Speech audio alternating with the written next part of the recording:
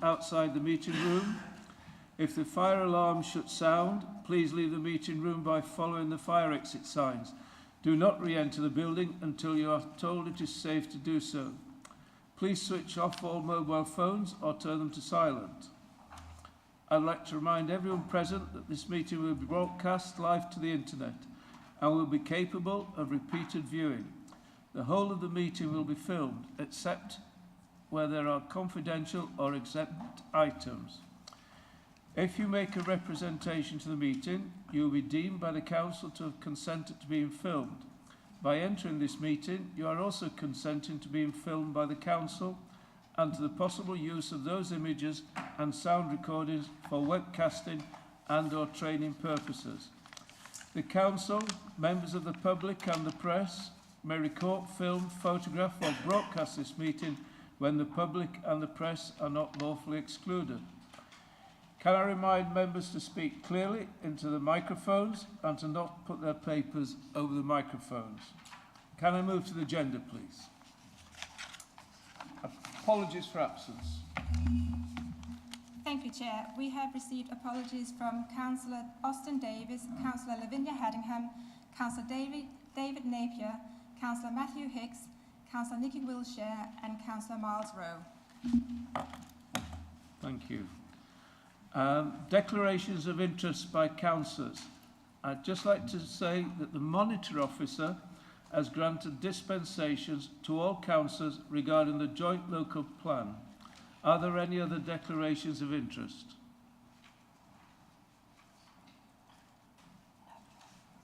No. Item 3, MC 2325, to confirm the minutes of the meeting held on 26th of October 2023 for accuracy only. Are there any issues with accuracy? Could I have a proposal, please? Councillor Eburn, could I have a seconder, please? Councillor Carter.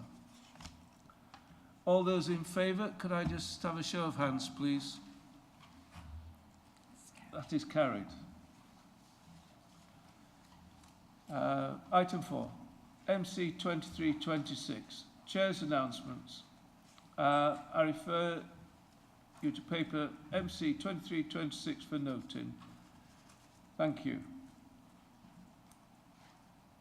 Item 5, I would like to invite Councillor Mellon to present his update.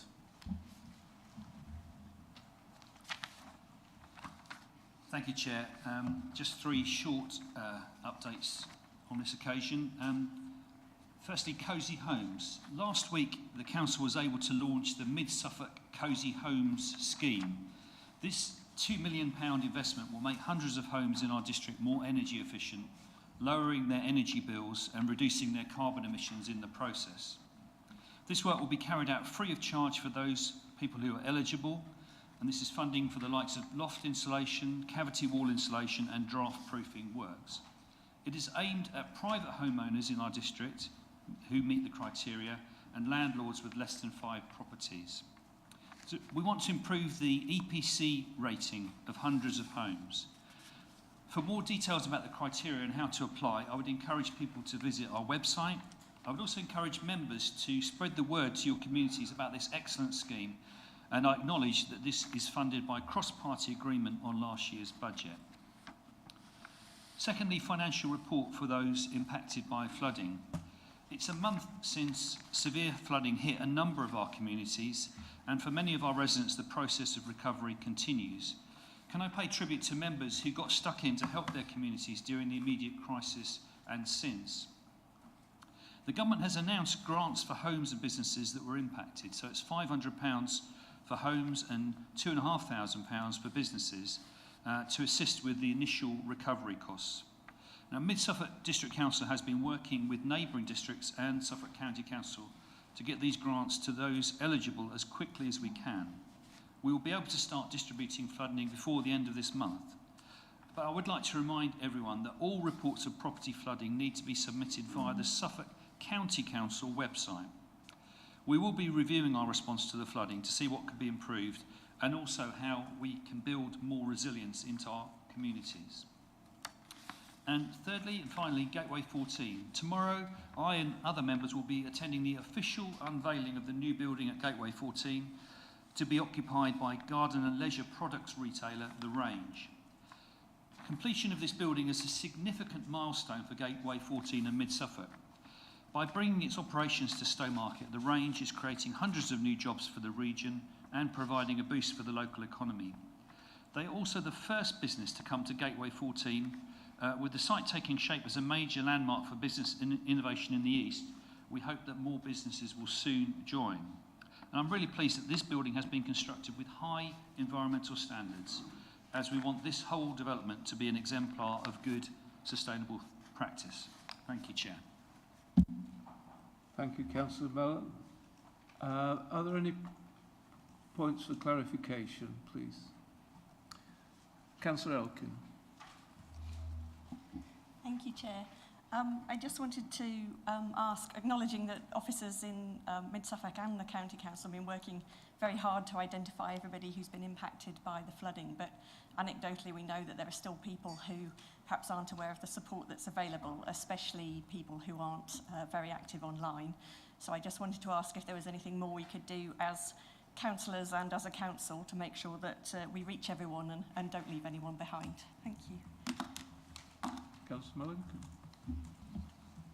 Yeah, I think this is the point at which a ward councillor has a really important role to try and pick up on these things and make sure that everyone in their parishes is aware of the help that's available. You know, through your parish councils, through your parish clerks, and your networks in the community as well. I think it's there's potential for some confusion here about who's responsible and where the money's coming from, and we certainly don't want to have any kind of a lack of or a gap of information between the county and the district. I don't know if, Arthur, you've got anything to add to that in terms of who's responsible and how people make sure they get that money. Yes, thank you, Chairman, and to the leader. So the County Council is the lead local flood authority, but really that's a technicality, I think, when it comes to these things. In reality, it's the District Council and the County Council working hand in glove. Because the County Council are the ones that are holding the funding and are the link into government, they are doing the data collection. But in terms of contacting residents, that's something that we're doing through our customer services team. So the information is being passed through from the county, so those that have logged on, as the leader described.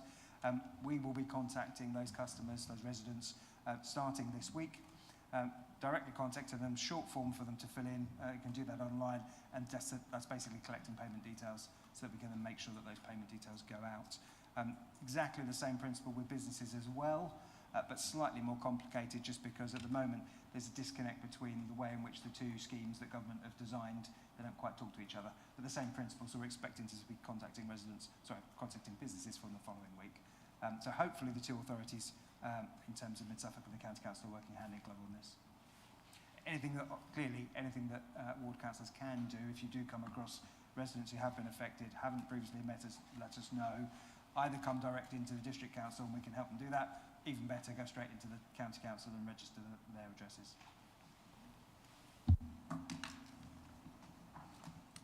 Any further points of clarification?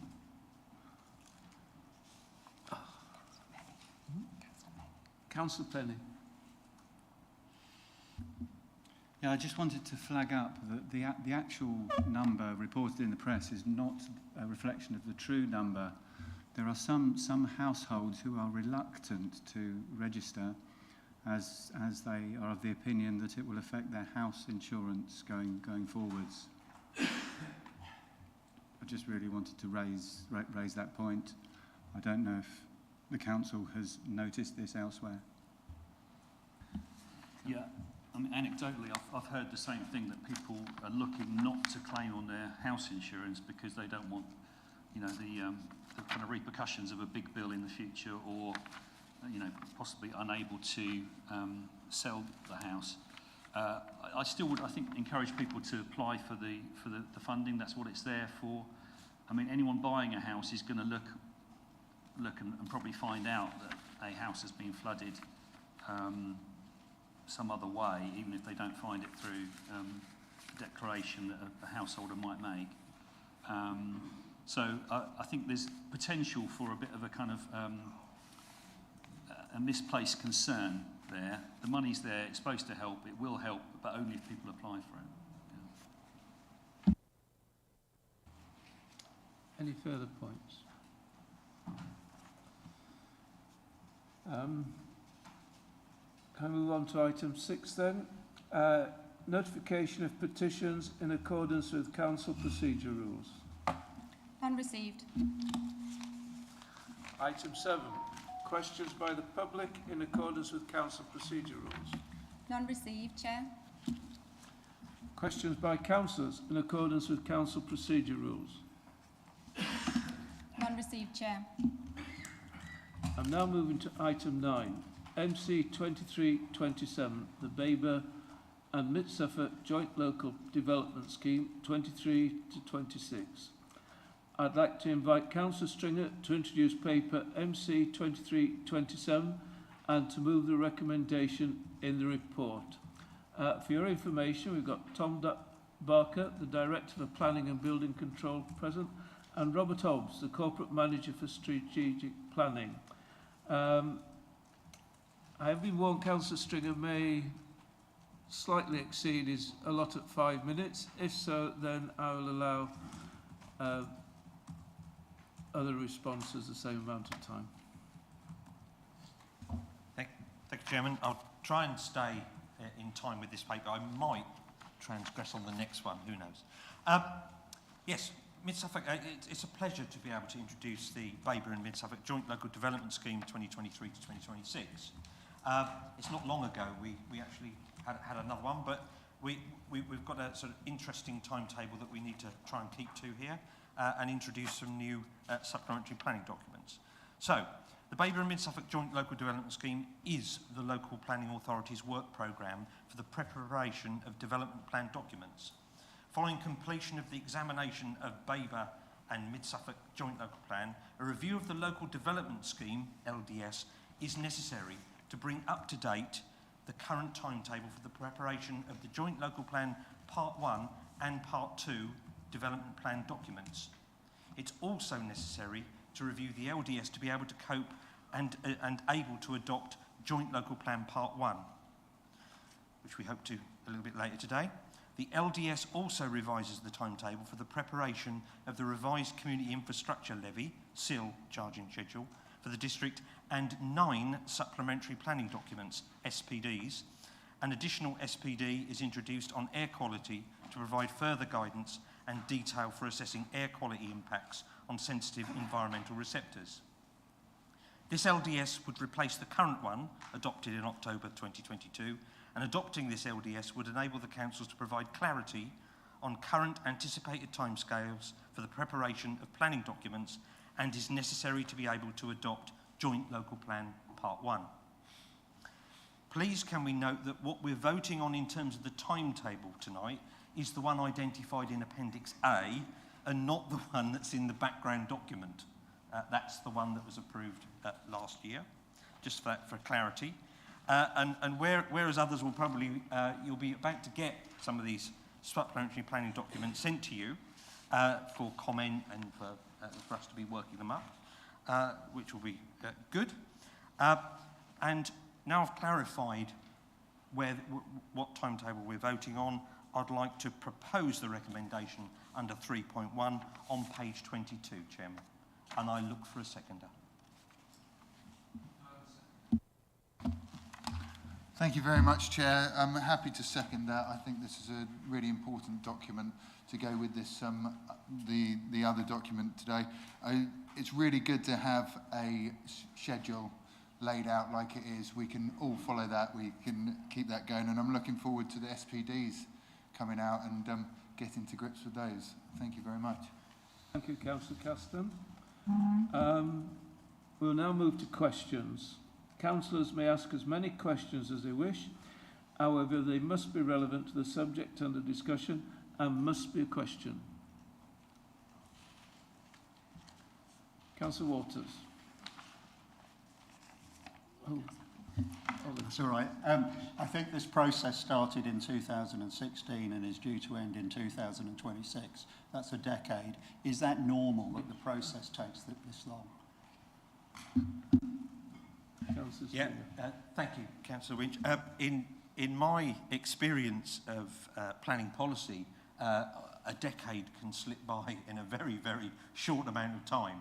I think there's been 2 substantial documents, planning documents, policy documents, I voted on since I've been here 20 years. Oh no, I didn't vote on the joint local plan, the first local plan in '98. It was already here. So I had one substantial document, which was the core strategy document, in 20 years. So yes, it is frustrating that the timescales seem to be very, very long. But of course, we do have to fit an inspector's timetable, and we do have to be incredibly open and transparent about what we're doing.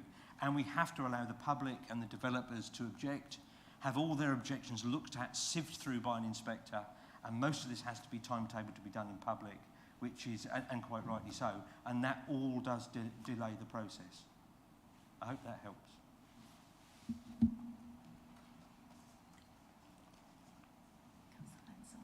Councillor Mansell. Thank you, Chair. I'd just like to ask if there is any timetable or plan for review of Part 1, or does that come after 2026? I might have to rely on officers about some of the detail, but yes, there will be a review. There will probably have to be a review within 5 years of adoption. Yeah, within 5 years of adoption. And frankly, I'd like to see us use some of the SPDs to try out honing those policies, because an SPD is an ask rather than a requirement of the developer, so that we might then have trialled some of these ideas out and these policies, so that they can be then introduced into the joint local plan at a possible review.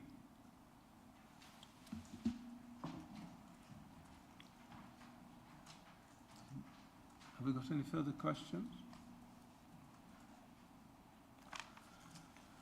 As the questions are finished, we will now move to the debate. Councillors will only be allowed to speak once for 3 minutes, and this will be timed.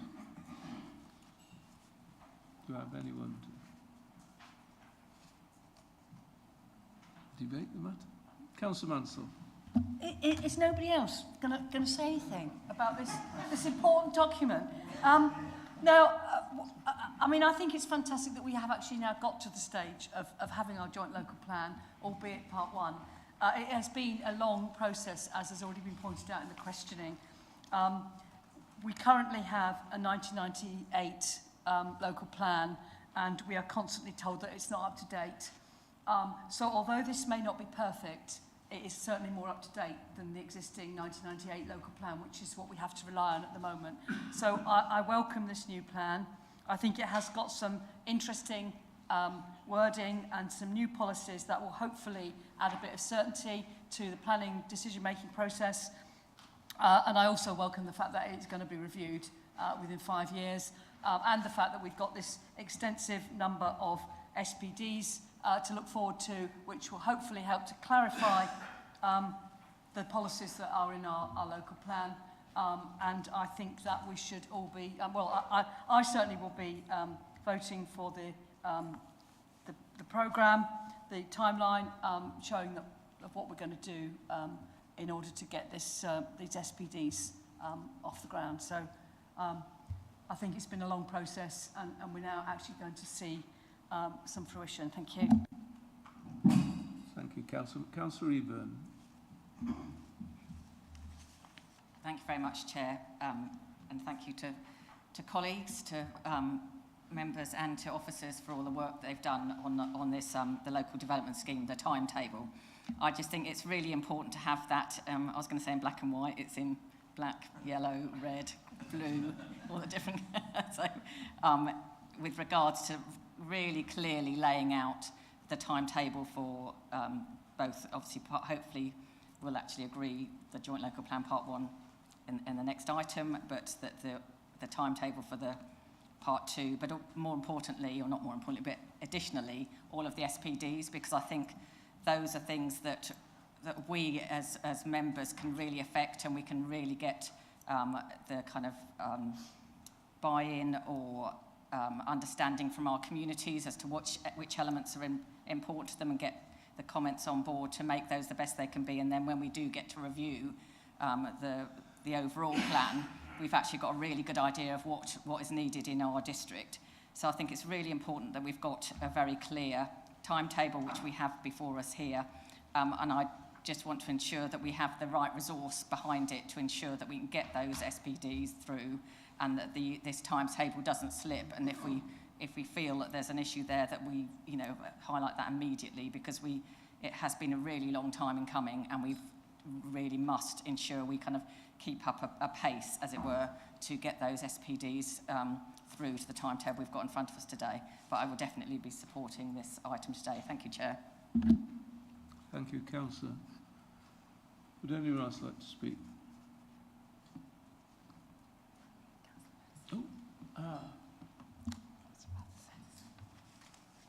Councillor Masterson. Thank you, Chair. Yeah, well, I too would very much welcome this document. Unfortunately, I can remember a few years ago stumbling across one of the forerunners of this document today, also called the Local Development Scheme, and I realised it was 18 months out of date.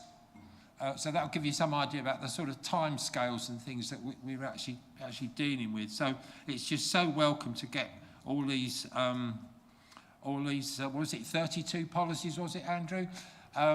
Actually tabulated into a single place where we can refer to them, instead of the sort of previous rag bag of assorted saved policies, as the jargon has it. And so that's absolutely great, and I look forward to using it next Wednesday, I think it is. Thank you.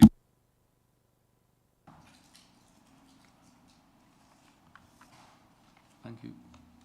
Councillor Walters. Thanks, Chair. Likewise, I'd like to show my appreciation to the officers, to Councillor Stringer, and echo comments already made.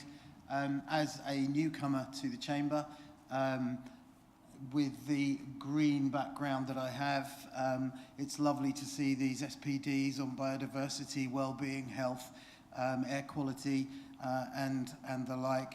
And it's great to see it laid out in such an organised fashion, so that we can give each of these extremely important subjects due course and attention. Yes, I shall certainly be supporting this project. Thank you, Councillor. Any further points anyone would like to make? Thank you.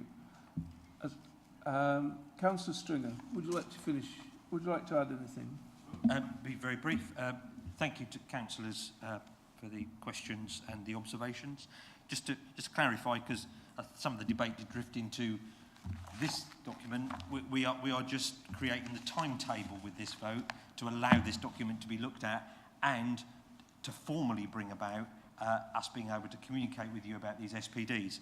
And I certainly hope that the drafts of these and the discussion of those happens fairly early. I think I was aiming, rather than to give you all Christmas cards this year, I was going to be giving you sort of an SPD every day for about a fortnight for you to chew over, where, you know, other people might have the 12 days of Christmas, you'll have the 10 SPDs of Yuletide.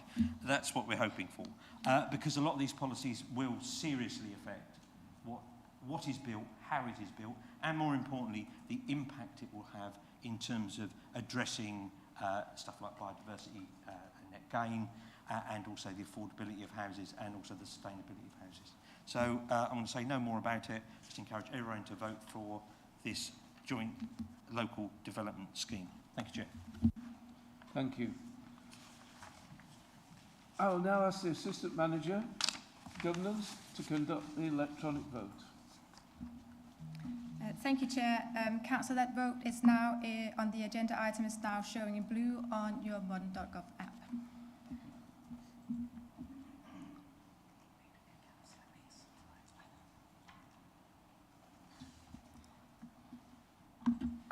Councillor Weller, Can I help you? I've got a fatal IT error, but I can cast my vote verbally, which is in favour. Thank you. Councillor Pearson? 4. Thank you.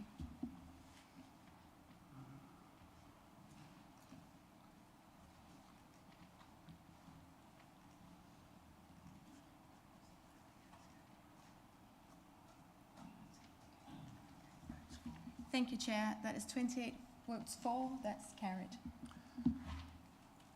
That is carried. I'd now like to move to item 10, MC 2328, Baber and Mid-Suffolk Joint Local Plan for adoption. I'd like to invite Councillor Stringer to introduce paper MC 2328 and to move the recommendation in the report. Thank you, Chair. Apologies, it's me again. This is actually quite a big deal, this document. It's been an awful long time in the coming. There's been an awful lot of meetings and discussions and arguing and all of that to get this to this stage. In fact, I was having a discussion with, just to show you the timescales of planning documents, I was having a discussion with Councillor Matheson at the weekend, and he was saying he was going through some paperwork, and he'd come across an anniversary. Last Friday was the 30th anniversary of the closure of consultations on the 1998 local plan. And a certain Mr. Matheson had got an objection in there from Mid-Suffolk Friends of the Earth, suggesting that the developments we were proposing were not sustainable enough, that we didn't have enough water, etc., etc. All of the things that are grappled with in this document here. So I hope now Councillor Matheson won't be objecting to this plan in the way he had reservations about the 1998 plan. And I think there's much in this plan to commend it. On the 19th of September 2023, the planning inspectors undertaking the examination on the Baber and Mid-Suffolk Joint Local Plan concluded in their report that Part 1 development plan document can be made sound and capable of adoption, subject to a number of main modifications. This brought to a close an examination that commenced following submission of the Baber and Mid-Suffolk Joint Local Plan to the then Secretary of State for Housing, Communities and Local Government on the 31st of March 2021. For those of you counting, that's 5 Secretaries of States and 3 Prime Ministers ago. Work on the Joint Local Plan commenced in the summer of 2016, and the plan has been through 3 different iterations and extensive consultation before examination commencing in 2021. I would personally like to thank the officers who have produced and progressed the plan to this point. Special mention to our planning policy team, Rob and the rest, thank you very much, who have spent many days, months and years ensuring that a sound plan could be produced and who have navigated the examination process diligently. I would also at this point like to thank previous portfolio holders David Byrne and Clive Arthey from Baber for their diligence in getting this plan to where it is today. The adoption of the plan is a significant milestone that enables the district to agree an up-to-date planning framework to guide sustainable development and facilitate growth to 2037. It provides a set of strategic and local development management policies which will be used to inform decisions on planning applications and appeals. The plan has also been informed by an extensive evidence base and has been subject to sustainability appraisal, incorporating strategic environmental assessment and to habitats regulations assessment. The Joint Local Plan Part 1, with the modifications incorporated, is appended in Appendix A. The main modifications are summarised in the Council report and detailed in the Inspector's report at Appendix B. Adopting the Joint Local Plan Part 1 ensures the councils have an up-to-date local plan document that enables the focused Joint Local Plan Part 2 development plan document to progress as detailed in the local development scheme recently approved. Agree this will allow us to reassert a plan-based approach to our future development. I encourage all of you, I personally know what it feels like to have an out-of-date plan and to be going into chambers without sufficient policy. I would urge every councillor to vote for this so we can get back to that plan-based approach. Thank you, Chair. Thank you, Councillor Stringer. Do I have a seconder? Councillor Caston. Thank you, Chair. Yeah, I completely agree with everything Councillor Stringer said there. This is an incredibly important document. I fully support it. It's a coordinated and cohesive strategy for development. It involves a huge amount of collaboration and consultation that's gone on, and it represents a massive amount of work. It's absolutely essential so that we can make sure that the future growth in Mid-Suffolk is planned and consistent and sustainable. And it's also matched well with the infrastructure and services that we have. So, yeah, thank you very much for letting me second it. Thank you, Councillor. Have we any questions? Councillor Pratt. Thank you, Chair. I would also just like to add my thanks to the Cabinet Member for Planning and the officers who have, and the ward members, of course, who have worked really, really hard on this document over the years. Just a quick question, sorry. So wildlife trusts have advocated for local policies that achieve biodiversity net gain at a target of 20%, and that is that developments would leave biodiversity in a 20% measurably better state than before. Whilst the Cabinet Member for Planning pushed hard for that 20% target, could he please explain, for the purpose of clarification, why we were only able to include a target of 10% in our policy document? And are there other means to achieve the best outcome for nature recovery in the district within that framework? Well, I thank Councillor Pratt for the question. Yes, we did argue at the peel inspection stage that perhaps Mid-Suffolk could have a target of greater than 10% biodiversity net gain, and the argument was put to the inspector, but sadly in this case the inspector didn't agree. So they've agreed that every single development will have to lift up their biodiversity net gain by 10%. But for me, that's not, oh well, we've only got 10% and walk away. Absolutely not. We've got supplementary planning documents coming forward. And actually I think any ecologist would agree, I'm not one myself, but I think any ecologist would agree just having a blanket target for biodiversity net gain for all development is actually slightly short-sighted, and it actually doesn't fit the ground and turf we're on. For some developments, if you've got a very species-rich site that has protected species on it, 10% gain could be a challenge. If you've got an arable field and you're putting a solar farm on it with wildflowers growing underneath, 100% wouldn't be a huge challenge. You could get more than 100%. And I think what a blanket percentage doesn't identify is that almost every site is different. So I'm looking to us as a council and you councillors to engage in our SPD process so that we get a cracking set of supplementary planning documents that do get the very most biodiversity net gain we can from every single site that this council approves. So that on average we do a lot better than 10% across the board, recognising that if we'd have perhaps pushed for even further on 20% or even 30%, we may then get appealed and knocked back by developers that would find that difficult because they have a species-rich site. So I think what we've got is a framework that doesn't necessarily fit all tasks, and what I'm asking is, let's try and get a policy with the SPDs that does help us to deliver a greater percentage overall. I hope that answers the question. Thank you. Thank you, Councillor Stringer. Are there any further? Councillor Winch. I think a lot of residents looking through this would find the detail quite complex, and certainly as a newcomer coming in, I found that myself. If you were speaking to a typical resident and you had 60 seconds to explain to them what the benefit was, what would you be saying? I'd be saying, this is a planning document, can I have more than 60 seconds? That would be the first thing I'd say.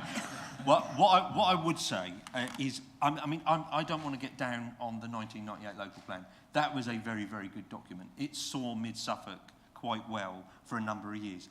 It well outpassed its sell-by date, frankly, but it was still plugging away and doing some good work.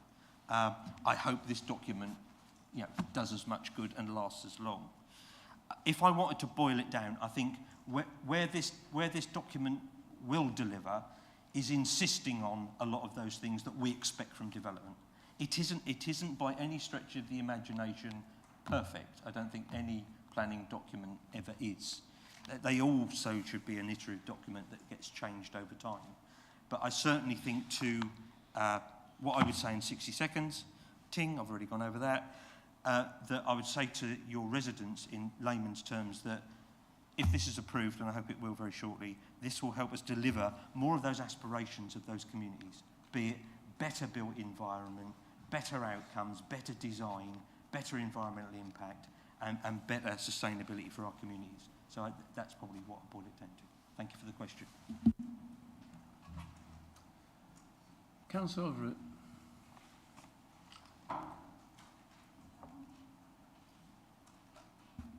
Thank you, Chair.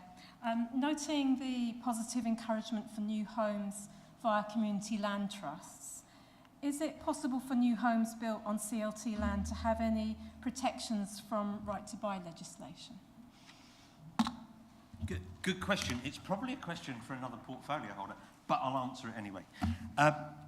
Community land trusts do have protection under the right-to-buy legislation at the moment. That could well change. So actually encouraging community land trusts to bring forward social housing is a very, very good thing, because those houses at the moment will not be subject to the right to buy. There also are a number of registered providers that also have exemption from right to buy policies because they're self-funding. They're very low in number, I won't name them, but they do exist. Whereas if the council or normal registered social landlords bring forward affordable housing or social housing, we are subject to that same right to buy. So yes, you're correct, CLTs are out, community land trusts are out there. This administration would like to encourage those to be a major part, hopefully a major part of our development going forward. So it really democratises that social housing. I think that's a brilliant aim to have, and I thank you for the question. Thank you. Do we have any further questions?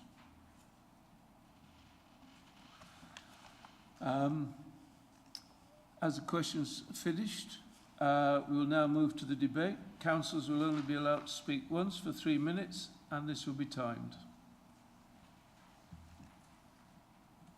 Councillor Scuff. Thank you, Chair. Yeah, I was very interested in the response to the 10% net biodiversity gain question, because I think actually the council could set and lead by example in development of its schemes, whether it's housing or whatever it's developing, and actually show the way to develop how you can incorporate a more than 10% net biodiversity gain on our own schemes. So I think that is something the council, I hope, will consider on any schemes that they bring forward in the next 4 years, because I think we should lead by example. That's the only way to encourage developers to do exactly the same. If you provide an exemplar site, others will look to you and go, oh, well, that's an interesting site. I think we can match that. So I think by leading by example, we could show the way. Have we got any? Sorry? Oh, Councillor Mellon. Yeah, thank you, Chair. Just to highlight the importance of getting this plan through, I just want to relate my experience as a ward councillor for the last 4 years in Bacton. When I was first elected back in 2019, the joint local plan was already something that officers and councillors had been working on for a considerable time. And later, I think it was that same year, we were all presented with a large document, the draft JLP, which I still have somewhere on a shelf at home. I think I had to reinforce the shelf because it's pretty heavy. So when this document came out, it really felt like we were making progress towards a plan-based system for planning. Unfortunately, at that time, the council did not have a housing land supply of more than 5 years. So it was very difficult to refuse, or for the council to refuse, speculative planning applications. So I found myself as a new and inexperienced councillor having to come along to planning committees and represent my community and speak against some large developments. Unfortunately, I wasn't particularly persuasive, and we didn't have the 5-year land supply, so these sites, which were actually outside the proposed settlement boundary for Bacton did get approval. So in total, with the site approved before I was a councillor, there's 3 major sites in Bacton, my biggest village, that were approved and now being built out. But in each case, there were kind of significant concerns about each site. But the lack of an up-to-date local plan meant that they got approved.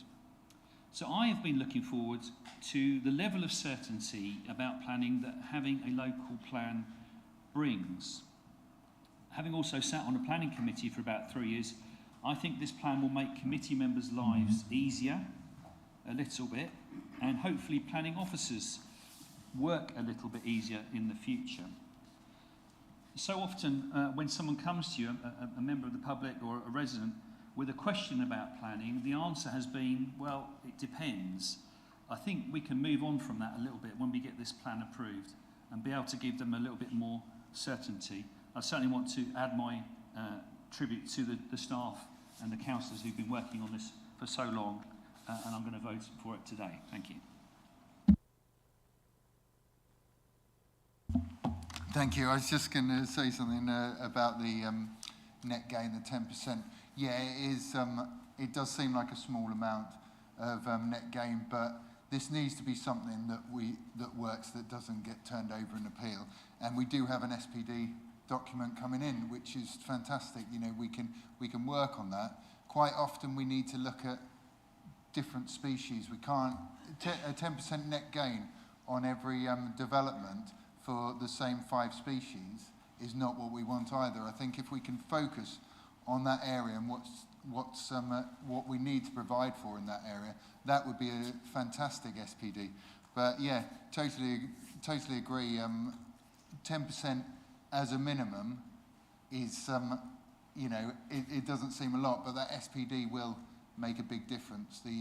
I think this document is what we, as we discussed before in the working party, this is what we need. The SPD is what we can ask for, and the more realistic the ask for when we ask for what we need for, the more likely we can get to the what we want. Thank you. Councillor Bradbury. Thank you. I'd actually like to return to one of the developments which Andy Mellon mentioned. In Bacton, one of the large developments there was granted permission on the condition that the development would be generating so much solar energy. Looking at the number of the houses there, the solar panels were put on the north side of the house, so thus generating nothing, which would, in my opinion, not as an expert, but would appear to be in a breach of planning. If this development plan is adopted, will the council be putting additional funds into planning enforcement, just to make sure that we at least hit that 10%? Thank you. Councillor Eburn. Thank you, Chair. To say I'm really pleased that this joint local plan is coming forward. Part 1, we've still got part 2 to come, which is another long timetable, but we'll tackle that one. And I think just with regards to, you know, I always found this kind of quite a complicated subject to discuss with residents or with parish councils, and, you know, you see people's eyes glaze over, sorry to the planning policy officers concerned, but people do, so, you know, when you start talking about policy and just really understanding it. And I think one of the points that I would say that it's kind of a set of strategic and local development management policies against which, you know, we're determining planning applications, and also appeals will be assessed. But within it, there's 10 strategic policies. So that's areas such as affordable housing, climate change and tourism. And I think that makes sense to communities when you state that. But there's also 32 local policies, so on things such as historic environment, sustainable construction and town centres. So again, when you actually come down to the individual policy, it's something that everybody can understand and can relate to their own community or their own locality. And as such, it's a really good you know, planning framework for the whole district, but again, it can be localised too. So I think it's great that this has come forward, and I look forward to it being approved, hopefully this evening, and then seeing what happens with part 2. Thank you, Chair. Councillor Mansell. Thank you, Chair. I too welcome this new document, and I hope all the members of the Planning Committee are also welcoming it, because it hopefully it's written clearly, and we can understand the policies, and hopefully our planning officers will help to guide us to making decisions using this new local plan. But of course the proof will be in any appeal. When that goes, do our new policies stand up to an appeal? Hopefully they will do. And I too was also going to say that this is only half the story. We do still need our part two. This does provide a basis on which to start making planning decisions. But I think part two is another tricky process. This has been through a long process, and has gone through several iterations, and we have what we're going to hopefully approve today, which will then become policy. I think from the minute we approve it, it becomes policy. So yes, I think there are a lot of policies here which will make sense to our communities, and it's certainly a big improvement on our 1998 local plan, which is what we're using currently. This plan has been made to comply with the NPPF.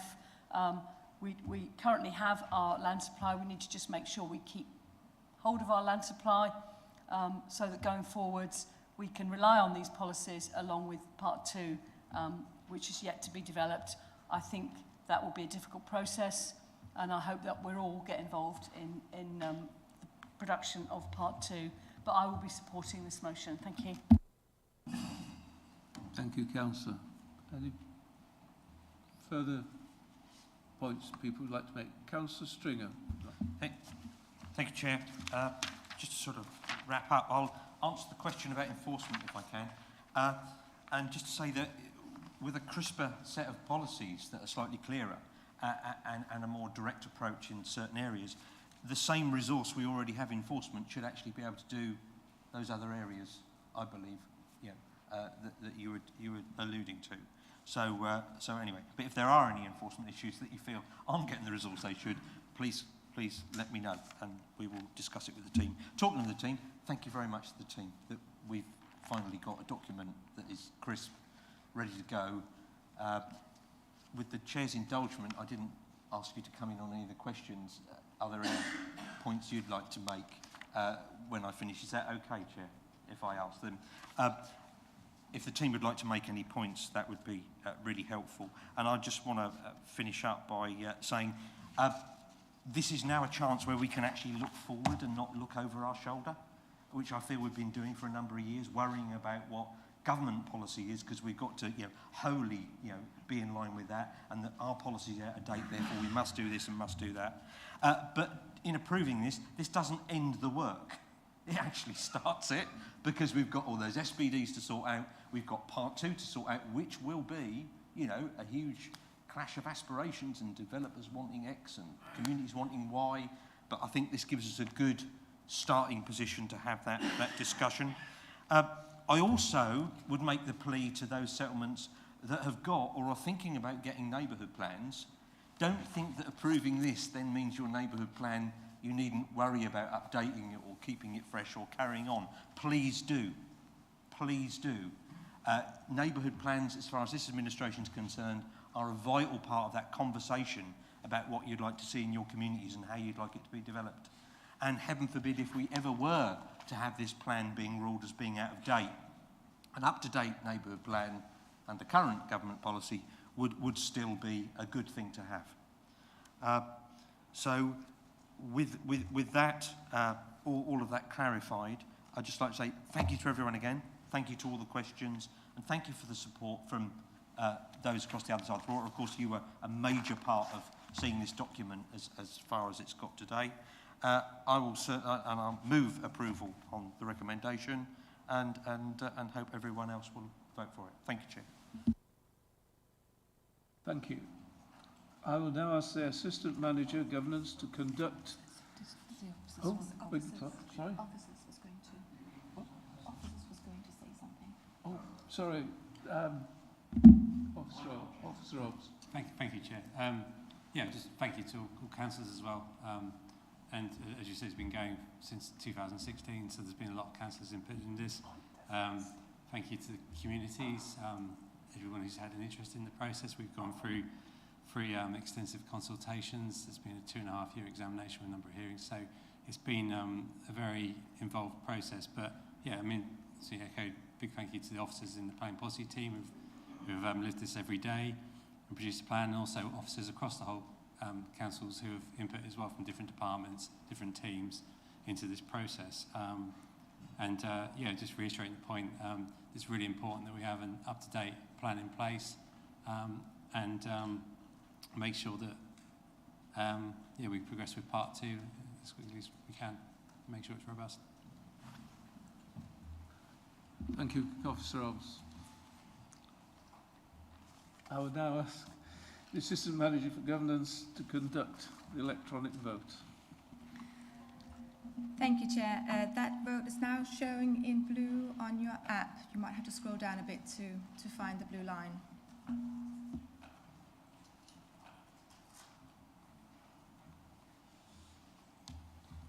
Councillor Pearson, may I take your vote, please? 4. Thank you. Councillor Weller, may I?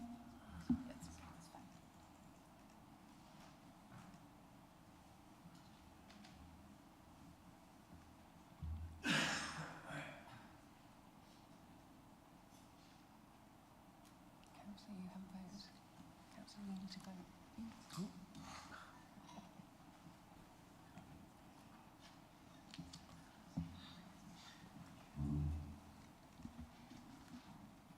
Councillor Marriott, are you? Sorry, I can't get the voting. May I take your vote, please? Yes. 4. Thank you. Chair, that's 28 votes for. Thank you. Before I announce the results of the vote, I think this is a momentous moment for the Council. It's a culmination of not just hours of work, but years of work, continuous engagement by the officers with communities. I think it's a tremendous job. Well done. That's carried.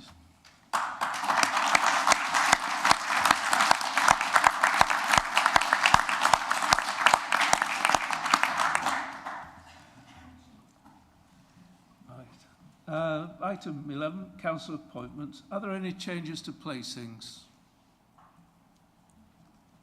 None. Item 12, motions on notice. Not received, Chair. Right. As our next meeting is on Thursday, the 25th of January 2024 at 5:30, I'd just like to take this opportunity, as the lights are already going up over Suffolk and the shops are filling up with mince pies, I'd like to take the opportunity to hope for a peaceful and cosy Christmas for you, for all our officers and all our residents. The meeting is closed. Thank you.